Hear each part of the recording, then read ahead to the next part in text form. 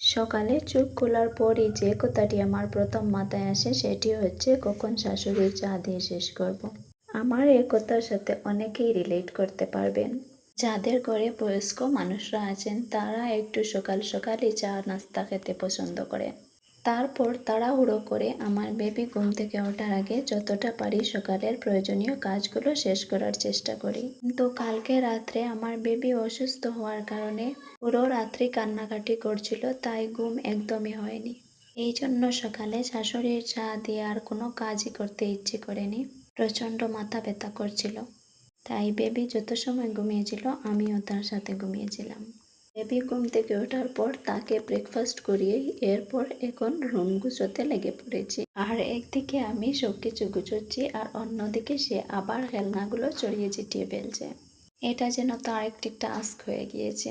তাকে যদি বেডের ওপরে খেলনা দেওয়া হয় সে সেগুলো নিচে ফেলা, এটাই হচ্ছে তার খেলা। এগুলো নিচে ফেলা হয়ে গেলেই তার খেলা শেষ। এবার সে হয়তো নিচে নামবে, নয়তো কান্নাকাটি করবে।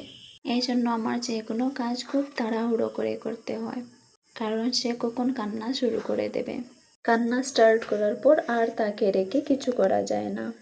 কথা বলতে বলতে রুমটি অলমোস্ট গুছিয়ে ফেলেছি। এবার যাব কাপড়গুলো ধুতে। একটু রৌদ্র তুলেছে, ভাবছি তাড়াতাড়ি করে কাপড়গুলো শেষ করে দিয়ে আসি।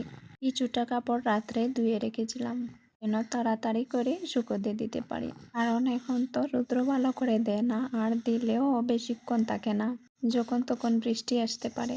আর আমার তো বেবির জন্য একদিন কাপড় না শুকোলে অনেক প্রবলেম হয়ে যায়। তো যাই হোক, আমি তাড়াহুড়ো করে কাপড়গুলো শেষ করে শুকোতে দিয়ে এসে এবার রান্নায় লেগে পড়লাম। রান্নাগুলো তাড়াতাড়ি করতে হবে, এমনিতেই আজকে অনেক লেট হয়ে গিয়েছে। তো এখানে আমি শিমগুলো দুভাগে কেটে নিয়েছি। এক ভাগেরগুলো কচি কচি করে কেটে এবং অন্য ভাগেরগুলো একটু বড় করে কেটে। অনেকে ভাবতে পারেন আমি একসাথে দুই টাইপের শিম কেন রান্না করছি। তো এখানে কচি কচি করে যেগুলো কেটেছি এগুলো আমি মাংস দিয়ে রান্না করব। আর শাশুড়ি মাংস খুব একটা পছন্দ করেন না, তাই ওনার জন্য মাছের কোনো একটা তরকারি বানাতে হবে। তাই আমি ভাবলাম শিম দিয়েই বানিয়ে নিই। তো আজকে